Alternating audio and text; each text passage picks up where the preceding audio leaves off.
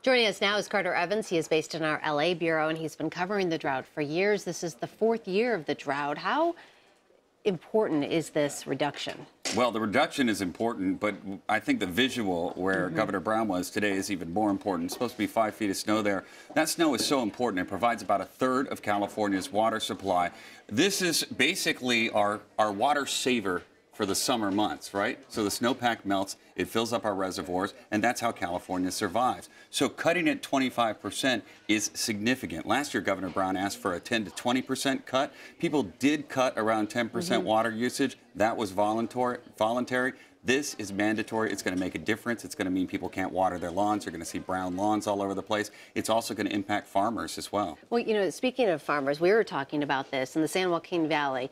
A huge agricultural impact and a huge impact on them, but it seems as if the farmers, they've been drilling wells to reach water. How many wells can they drill at a time? Well, they can drill a lot of wells. It's just a matter of whether or not they're going to hit water, and that's the problem. They get a federal allotment of water every year. Last year, it was reduced to about 5% of what they normally get. So these farmers are already cutting their water usage significantly, and not by their own choice. It's being cut for them. So what they're doing is they're going and searching for their own water. They're going down and they're tapping into these underground aquifers. The problem is, you know, once that's gone, it's gone. And also, if you drill a well in and tap into it, you may be drawing water away from another area. So it's basically just slowing down an inevitable problem, which is this state, and especially that particular area in the San Joaquin Valley, is running out of water fast. Is this mainly to have water for fires, for the drought conditions that are creating those fires like we saw yesterday? What are the benefits of having this reduction? The benefits of having this reduction are so that everybody can have water when they turn on their faucet. I mean, that's how bad and how concerned they are here.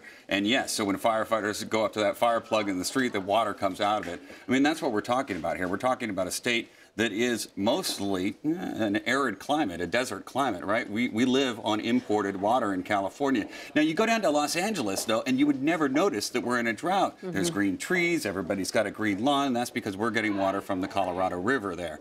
That's a finite supply as well, and that is dwindling also. So it's a different problem in Northern California than it is in Southern California. It's more significant in Northern California because they're much more dependent on the rain and the snowpack, but it is also a problem in Southern California, too, because that water from the Colorado River is not going to last forever. So they're going to be cutting down on cemeteries, golf courses, other places that they can maybe afford to cut back on the water to give water to save water in other places. Yeah, golf courses use a tremendous amount of water, so that's one place you can cut back immediately. Cemeteries, anywhere with green grass, large areas of green grass, you can cut back significantly. If you go to the state capitol in Sacramento there, the lawn is brown in front of it on purpose. They're not watering it anymore, and they have signs out there that says brown is the new green. All right. Carter Evans out of our LA bureau. Thanks so much for being here. Yep.